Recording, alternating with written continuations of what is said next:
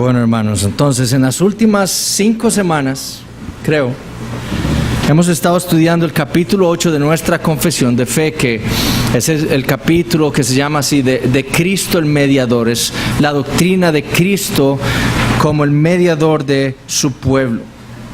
Nuestra meta como iglesia y como cristianos, obviamente, es conocer con mayor profundidad lo que las Escrituras dicen acerca de Cristo. Esa es nuestra meta en estos 3 meses.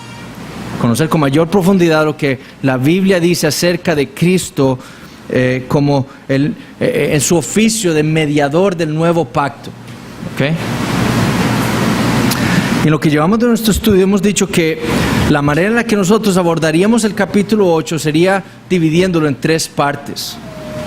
En la primera parte lo que vimos fue el párrafo 1 de nuestra confesión, y nosotros lo dividimos así porque, como les había dicho, para los puritanos, para los antiguos cristianos que escribían estas confesiones de fe, la manera de hacerlo era siempre el párrafo 1 lo que hacía era describir la doctrina que sería desarrollada en los otros párrafos de cada capítulo de las confesiones. Entonces, el párrafo 1 de nuestra confesión trata con la doctrina que va a ser desarrollada en los párrafos 2 al 10. Y lo que dijimos fue que el párrafo 1, desarrollando o hablando de esa doctrina de Cristo el mediador, lo que enseña es que en la eternidad el Padre, Dios el Hijo y Dios el Espíritu Santo hicieron un pacto. Esto fue lo que vimos en las Escrituras. En la eternidad, Dios el Padre, el Hijo y el Espíritu Santo hicieron un pacto en el cual ellos decidieron redimir un pueblo para su gloria.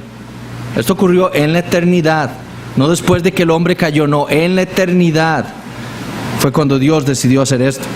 En ese pacto, el Padre elegiría a ese pueblo. El Hijo los redimiría viniendo al mundo, actuando en su oficio como mediador. Y el Espíritu Santo entonces aplicaría esa salvación que fue hecha a su tiempo por el Hijo a cada uno de esos individuos que el Padre había elegido en la eternidad. Es decir, el Espíritu Santo lo que haría sería llamar, justificar, santificar y glorificar a cada uno de esos individuos. Y para ello, en ese pacto eterno, las 3 personas de la Santa Trinidad decidieron que el Padre entonces escogería y ordenaría a Dios el Hijo como mediador de ese pacto, para actuar como un representante de Dios para con los hombres y un representante de los hombres para con Dios. ¿Con qué fin? Con el fin de reconciliarlos. Para eso sirve un mediador. Un mediador media. Representa, se separa en medio para reconciliar a 2 partes que están enemistadas. Y esa es la realidad de la Biblia, lo que dice la Biblia, de nuestra relación sin Cristo con Dios. Éramos enemigos de Dios, dice Pablo en Romanos 5:10. Entonces, Cristo tuvo que ser el mediador para reconciliar a Dios y al hombre. Sin embargo, entonces, nuestra confesión para desarrollar, o para que podamos entender mejor esa doctrina, entonces, empieza a desarrollarla de los párrafos 2 al 10 y lo hace hablando de la persona de Cristo en algunos de sus párrafos, ¿verdad? Ahí los tienen ustedes, y hablando también de la obra de Cristo en los párrafos 4, 5, 6, 8 y 10, y todo eso lo vamos a estar viendo conforme vayamos avanzando. En estos momentos entonces nos encontramos en la parte 2 de nuestro estudio. Estamos estudiando la persona de Cristo, ¿ok? Y hasta ahora nos hemos concentrado en el párrafo 2 de nuestra confesión. Y lo que hemos visto hasta ahora es que las Escrituras enseñan con toda claridad que el Señor Jesucristo es Dios. En el principio era el Verbo, y el Verbo era con Dios, y el Verbo era Dios. Por eso nuestro párrafo, el párrafo 2 inicia así: el Hijo de Dios, ¿verdad? Y dice de Cristo, Él es verdadero, el Dios verdadero y eterno, dice. Esa fue la verdad, la deidad del Señor Jesucristo que hablaron los profetas de Dios, de aquel Mesías que vendría al mundo, que vendría de una virgen, que nos sería dado, como dice Isaías 9:6, que sería conocido por distintos nombres. ¿Cómo dice Isaías 9:6? Dios fuerte, así sería llamado ese niño que nos sería dado, que es nacido de una mujer. Dios fuerte, Padre eterno. En Isaías 7 también dice que a ese Mesías se le llamaría Manuel. Y Mateo nos dice cuál es el significado de ese nombre: Dios con nosotros. Si Jesús no fuera Dios, esto sería una blasfemia. El profeta estaría blasfemando. Pero eso es lo que Dios dice. El profeta Dios, Isaías, hablando por medio del profeta Isaías, dice que ese niño que Él nos daría del cielo, que vendría de una virgen, el Mesías, sería Dios fuerte, sería Dios verdadero. Él es Dios. Pero también vimos la semana pasada que el Cristo no era solo Dios verdadero y eterno, sino que también es un verdadero hombre. Ahora, alguno podría preguntar, ¿por qué estudiamos la deidad del Señor Jesucristo en tan solo una clase? Porque eso fue lo que duramos, una clase, para estudiar la deidad del Señor Jesucristo. ¿Y por qué llevamos tantas semanas estudiando su humanidad? La respuesta es esta: ya nosotros estudiamos la doctrina de Dios hace un año. En el capítulo 2, estudiamos hace un año el capítulo 2 de nuestra confesión. Estudiamos lo que nosotros confesamos, lo que la Biblia dice acerca de Dios.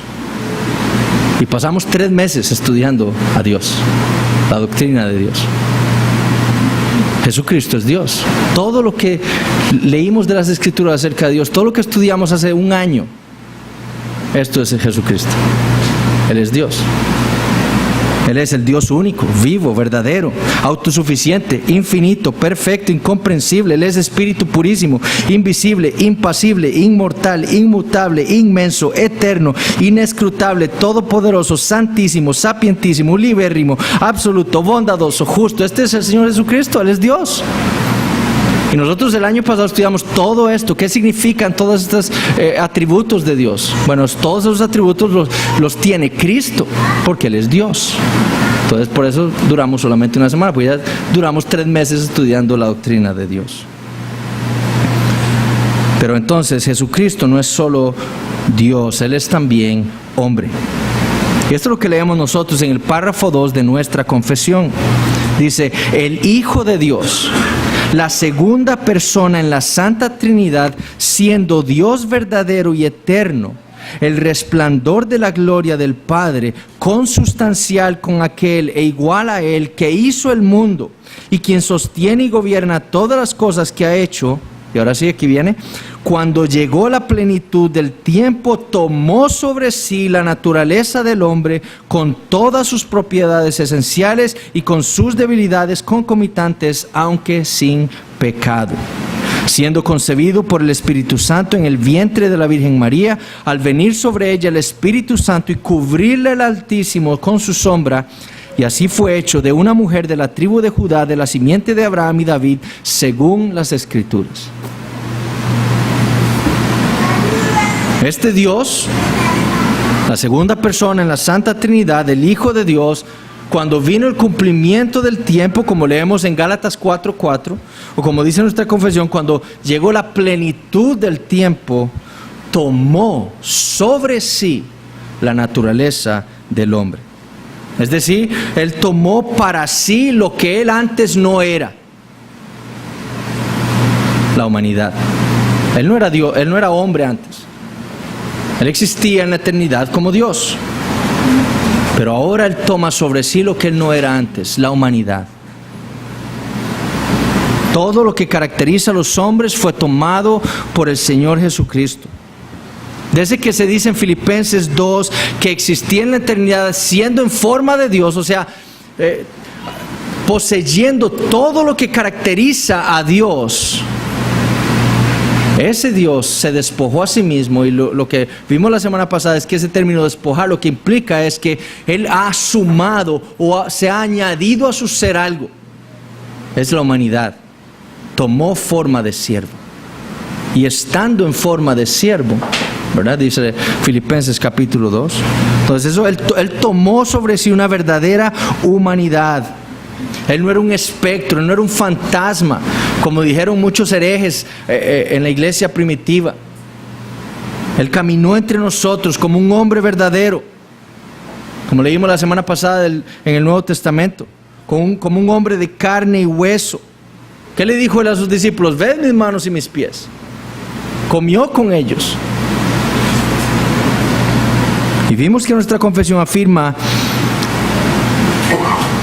diciendo que Él tomó una naturaleza humana con todas sus propiedades esenciales, es decir, con todo lo que caracteriza al hombre. Eso fue lo que vimos la semana pasada. Y lo primero que vimos fue que la Biblia dice que Él tomó un cuerpo humano. ¿Qué caracteriza a los hombres? Tener un cuerpo, ¿cierto? Bueno, Jesucristo entonces tuvo que tomar un cuerpo humano, y eso fue lo que Él tomó, ¿verdad? Ved mis manos y mis pies. Pero también vimos que el Señor tomó sobre sí una mente humana, o un alma. Ese elemento que dirige nuestro ser.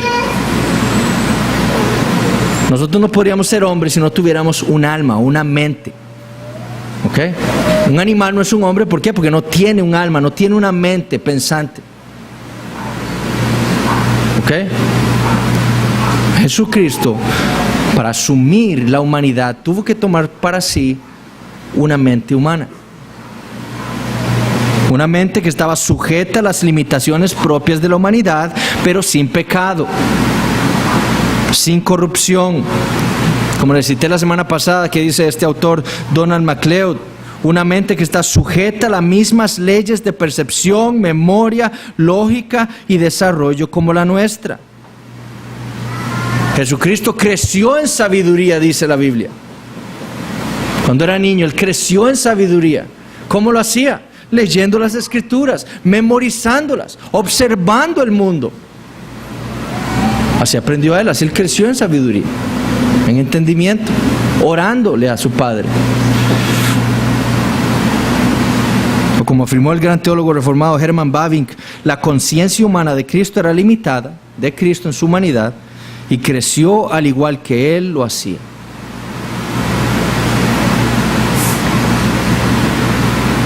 Es este el Jesús que nosotros confesamos entonces, el perfecto Dios y perfecto hombre.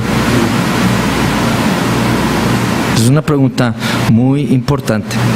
Y la manera en que respondamos, como les he dicho, va a decirnos a nosotros cuál es nuestra condición espiritual.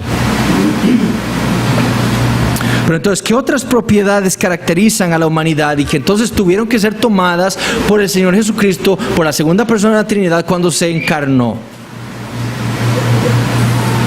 Porque como dijo Atanasio en el siglo IV, lo que no es asumido no es redimido. O como dijo Gregorio de Nacianceno un siglo después, lo que no es asumido no es sanado. Es decir, diciendo esto, si Cristo, porque ellos están luchando contra herejes que decían que Cristo no tenía, que Cristo no tenía un cuerpo humano, parecía ser un hombre. Lo que Atanasio y Gregorio y todos los padres dijeron es que si Cristo no hubiera asumido un cuerpo humano, ese cuerpo humano nuestro no hubiera podido ser redimido. Si Cristo no hubiera tomado sobre sí una mente humana, nuestra mente humana que es caída y que necesita ser redimida, no hubiera podido ser redimida. Por eso es importante. Entonces, ¿qué otras cosas caracterizan a la humanidad que tuvo que tomar el Señor Jesucristo para redimirlas?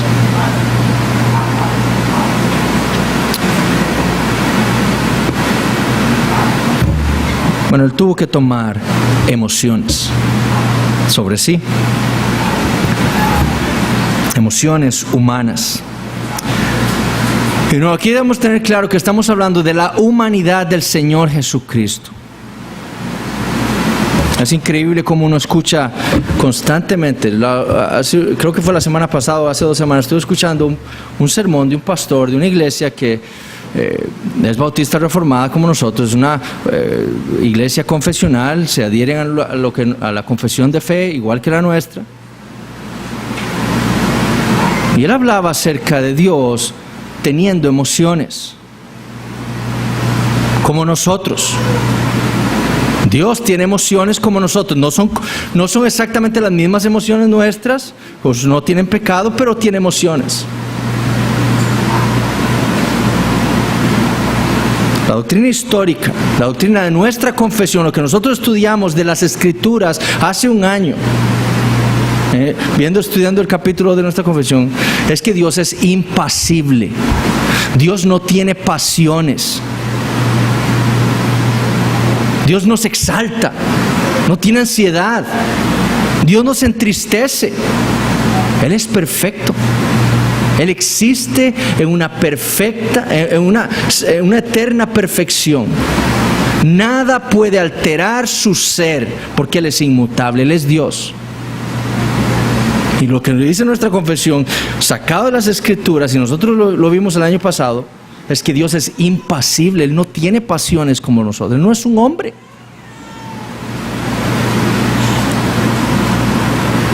La segunda persona de la Trinidad, el Hijo, es Dios.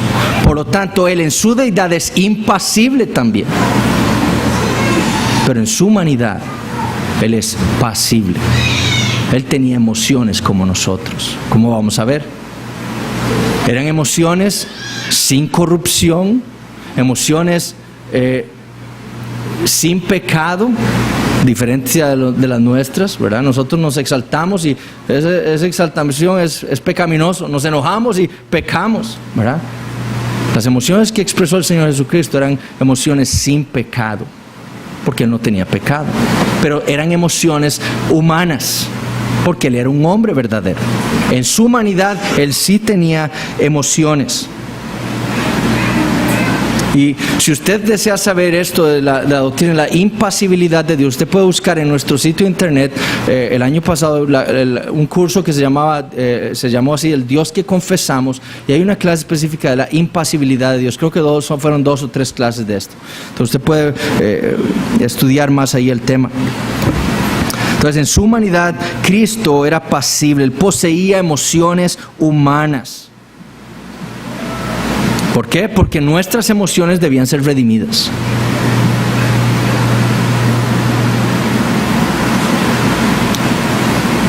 Por ejemplo, las Escrituras afirman que Jesús tuvo gozo. En Lucas 10:21, nosotros leemos esto. En aquella misma hora Jesús se regocijó en el Espíritu y dijo: yo te alabo, Padre, Señor del cielo y de la tierra, porque escondiste estas cosas de los sabios y entendidos y las has revelado a los niños. Sí, Padre, porque así te agradó. Él se regocijó, tuvo gozo como nosotros, porque era un hombre, tenía emociones reales. El Señor también lloró. Por ejemplo, en Lucas 19:41 se nos cuenta que cuando el Señor Jesús se acerca a Jerusalén, dice, lloró sobre ella. Él lloró como nosotros lloramos. En Juan 11, el pasaje de la resurrección de Lázaro, este amigo amado por el Señor Jesucristo, se nos dice en Juan 11:33 que cuando el Señor llega y ve a la hermana de Lázaro llorando y ve a todos los judíos que estaban ahí llorando, dice lo siguiente: Jesús entonces, al verla llorando y a los judíos que la acompañaban también llorando, se estremeció en espíritu y se conmovió. Se estremeció en espíritu y se conmovió. Él tenía emociones reales y podía conmoverse, podía estremecerse en su espíritu.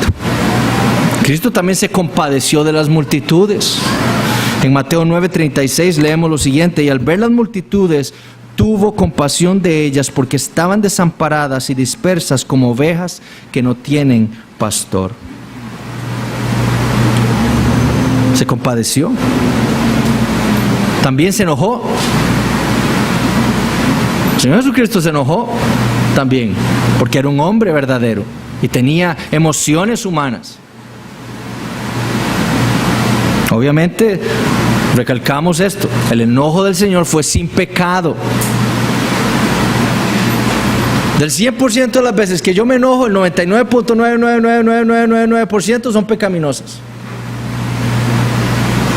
Yo espero que alguna vez me haya enojado, ese enojo santo. Pero me explico, el Señor Jesucristo, de las 100 veces, del 100% de las veces que se enojó, el 100% fue un enojo santo, sin pecado. En Marcos 3:5 leemos lo siguiente: entonces, mirándolos alrededor con enojo, entristecido por la dureza de sus corazones, dijo al hombre: extiende tu mano. Y él extendió, y la mano le fue restaurada sana. El Señor Jesús está en medio de la sinagoga o del templo, el templo. Está ahí un hombre con la mano seca, y los judíos están ahí, los líderes judíos están ahí viendo a ver si va a sanar a ese hombre en el día de reposo. Y el Señor Jesús, enojado por la dureza de los corazones de estos hombres, le sana y le restaura su mano. Pero dice que se enojó. El Señor Jesús también pudo ser tentado. En Hebreos 2:18 dice: pues en cuanto Él mismo padeció siendo tentado, es poderoso para socorrer a los que son tentados. Él asumió una humanidad con emociones humanas para podernos redimir, para poder entender qué significa ser un hombre, para poder redimir hombres. También se maravilló. En Mateo 8:10 se nos dice que al oírlo Jesús, o sea, al oír lo que le dice el centurión, se maravilló y dijo a los que le seguían: de cierto os digo que ni aún en Israel he hallado tanta fe. Se maravilló. ¡Wow! La fe de este hombre no la he hallado en Israel. Pero Getsemaní es el lugar en donde nosotros podemos ver claramente y realmente descritas las emociones del Señor Jesucristo. La realidad, emociones verdaderas.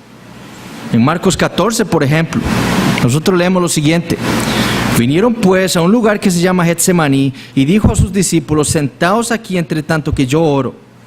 Y tomó consigo a Pedro, a Jacob y a Juan, y comenzó a entristecerse y a angustiarse. Jesús empezó a entristecer y a angustiar. Y les dijo: mi alma está muy triste hasta la muerte. Quedaos aquí y velad. ¿Puede Dios entristecerse? ¿Puede haber algo en el mundo creado que pueda traer dolor a Dios? Que pueda hacerlo cambiar en su ser, que pueda perder gozo. ¿Puede hacer algo? ¿Puede Dios entristecerse? Que pueda perder ese estado de perfección en el que Él existe. ¿Puede haber algo que haga eso? ¿Puede pasarle eso a Dios? ¿Puede Dios angustiarse? ¿Por qué nos angustiamos nosotros? Por la incertidumbre. Porque no sabemos que dice: cuidado con el perro. Vimos un perro, pasamos, y cuando vemos al perro ahora sí decimos, ¿verdad? Y nos angustiamos. ¿Qué me va a hacer este perro?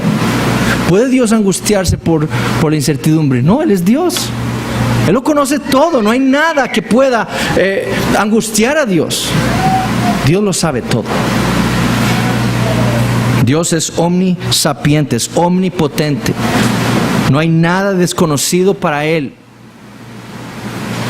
Pero en su humanidad, habiendo tomado sobre sí una naturaleza humana con verdaderas emociones, Cristo sí pudo entonces entristecerse y angustiarse. Porque Él era un verdadero hombre, sin pecado, pero Él era un verdadero hombre.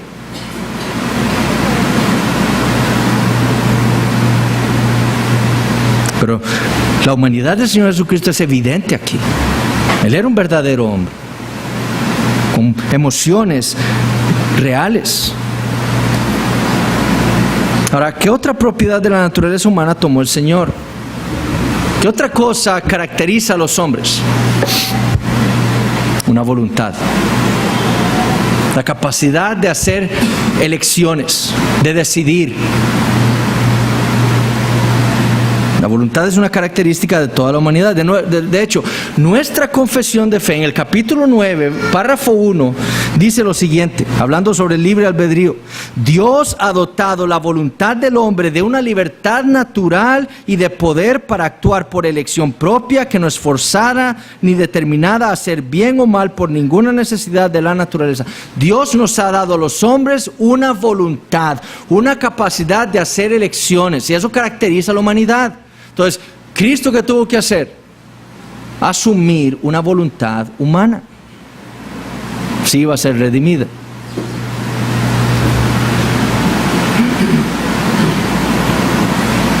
Por ejemplo, en Mateo 26, 39, nosotros leemos lo siguiente: yendo un poco adelante, se postró sobre su rostro, orando y diciendo: Padre mío, si es posible, pase de mí esta copa, pero no como yo quiero, sino como tú. Mi voluntad es que esta copa pase. Yo no quiero ir a la cruz, no quiero ser crucificado, no quiero sufrir, pero que no sea mi voluntad sino la tuya. Mi voluntad, dice Jesús, no sea como yo quiero. En Juan 6:38 leemos algo similar. Él dice: porque he descendido del cielo no para hacer mi voluntad, sino la voluntad del que me envió. Esto es obviamente Cristo hablando en su humanidad, con una voluntad humana distinta a la del Padre.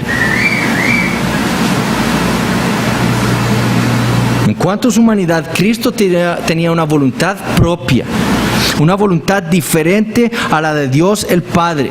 No como yo quiero, sino como tú.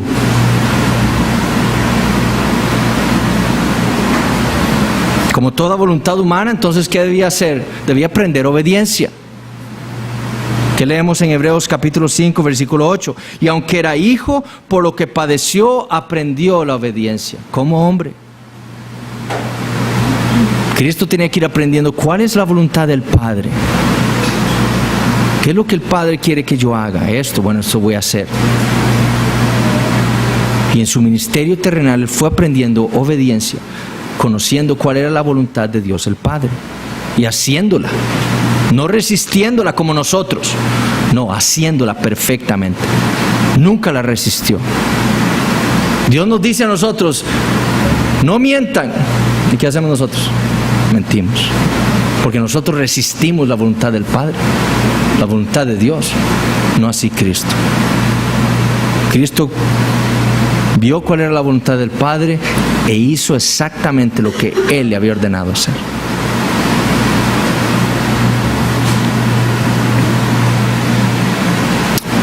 Stephen Wellum, en su libro sobre Cristología, dice: si Jesús no tuviera una voluntad humana, entonces el drama agonizante de Getsemaní es una completa farsa.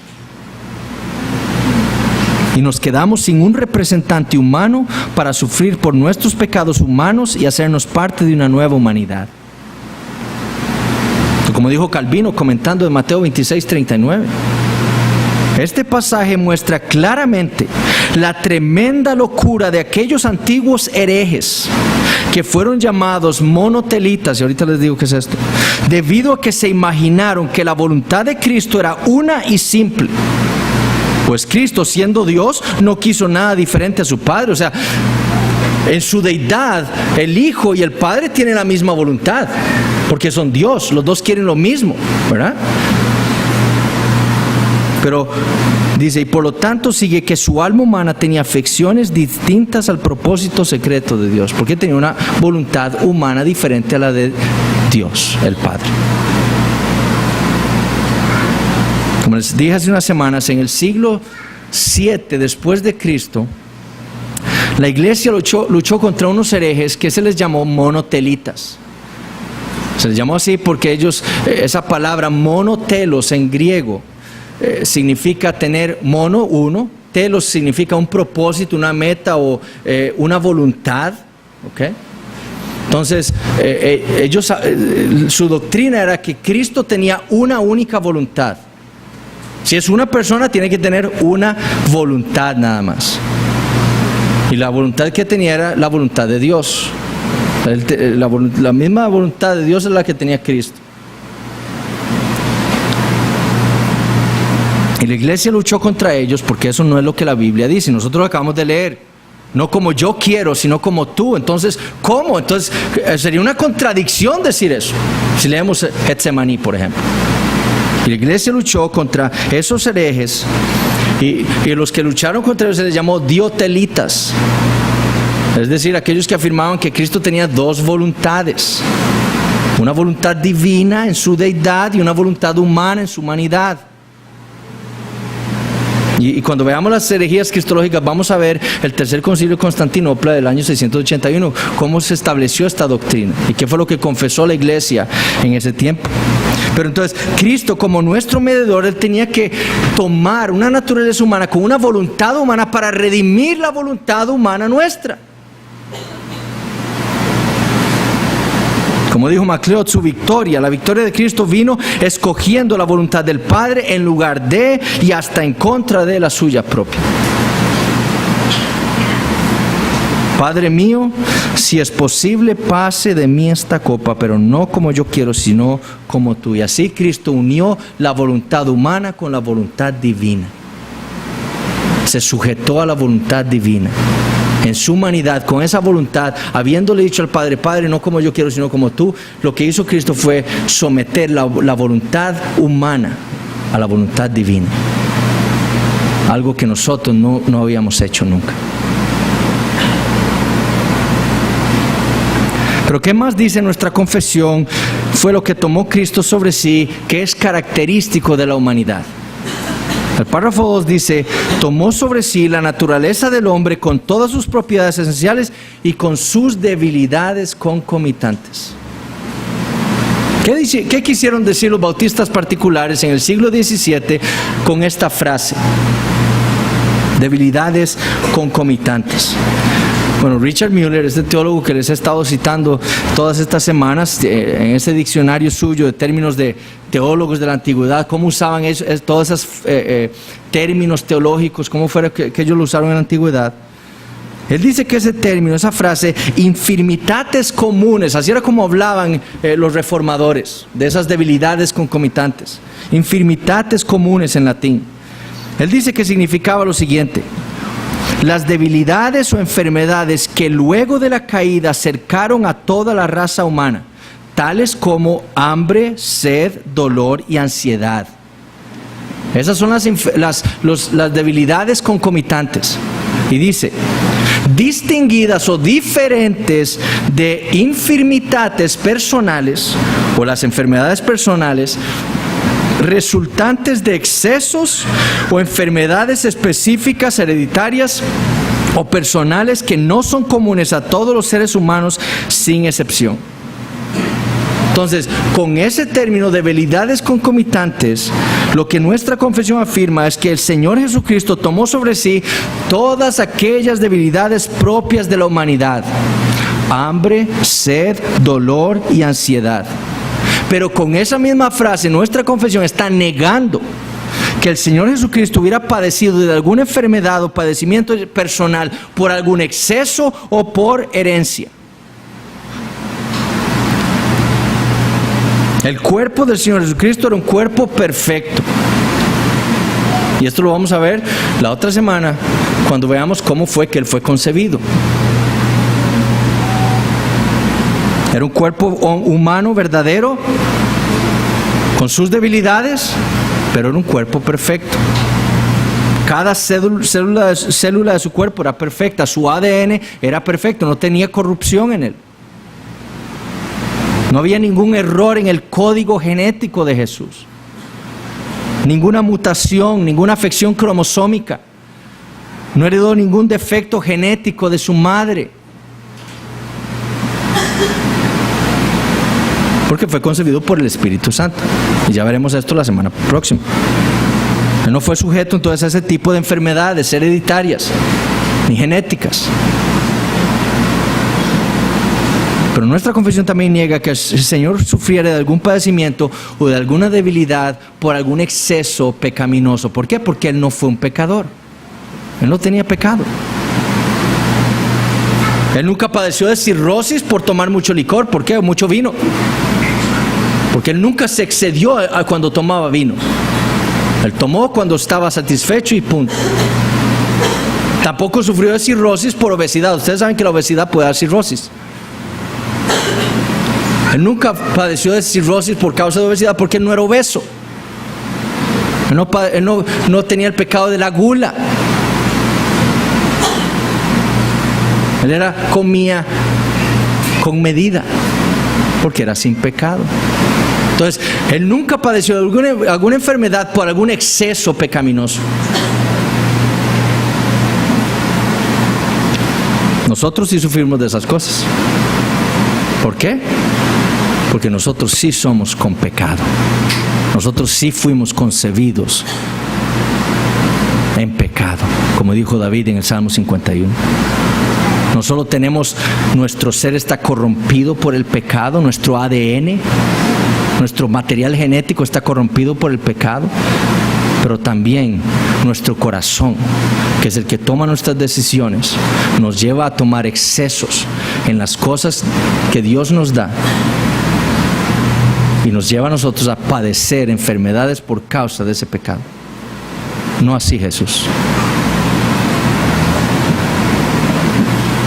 Por eso padecemos de cáncer, deficiencias hormonales, obesidad, enfermedades hereditarias, etc.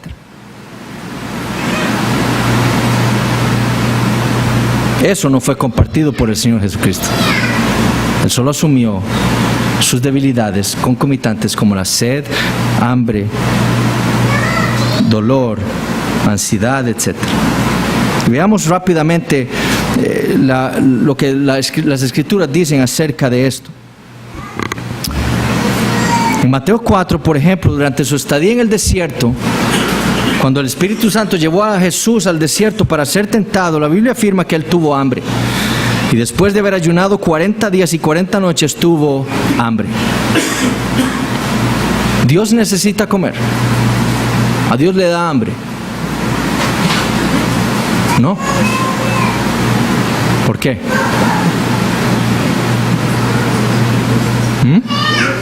Porque Él es Dios, pero Dios es ¿qué? Él es espíritu. Él no tiene un cuerpo débil que necesita ser alimentado. Él es Dios. Dios no comparte esas debilidades que caracterizan a los hombres, porque Él es Dios. Pero Jesús, a pesar de ser Dios verdadero, sí, al haber tomado una humanidad verdadera sobre sí, sí compartió esas debilidades y por lo tanto tuvo hambre. Su cuerpo necesitaba ser nutrido. Y después de pasar 40 días y 40 noches sin comer ni beber, tuvo hambre. También la Biblia nos dice que tuvo sed. En Juan 19:28 dice: después de esto, sabiendo Jesús que ya todo estaba consumado, dijo: para que la escritura se cumpliese, tengo sed. Y tenía sed. También se cansó. Un hombre se cansa.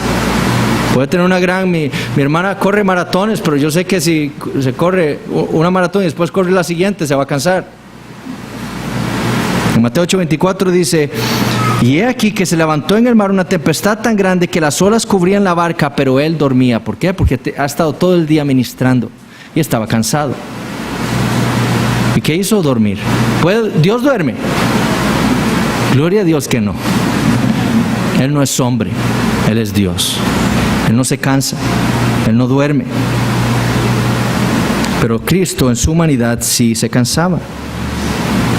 En Juan 4:6 leemos lo mismo: y estaba allí en el pozo de Jacob. Entonces Jesús, cansado del camino, ha venido caminando con sus discípulos, se sentó así junto al pozo. Era como la hora sexta. También podía ser tentado. En Lucas 4:12 nos dice lo siguiente: y era tentado por el diablo. En Lucas 22:28 la Biblia dice: pero vosotros sois los que habéis permanecido conmigo en mis pruebas. ¿Puede Dios ser tentado? ¿Puede Dios ser tentado? No, Él es Dios. Pero Cristo, a pesar de ser el Dios verdadero, al haber asumido una humanidad verdadera, pudo ser tentado con emociones humanas. Él es el Dios hombre. Y la próxima semana Seguiremos entonces con la otra frase que dice nuestra confesión, de que todo esto lo hizo, esta naturaleza fue tomada por el Señor Jesucristo, pero sin pecado. Hermanos, muchas gracias. Cualquier pregunta me buscan. Si no, nos preparamos para el culto que estará iniciando a las 10:30.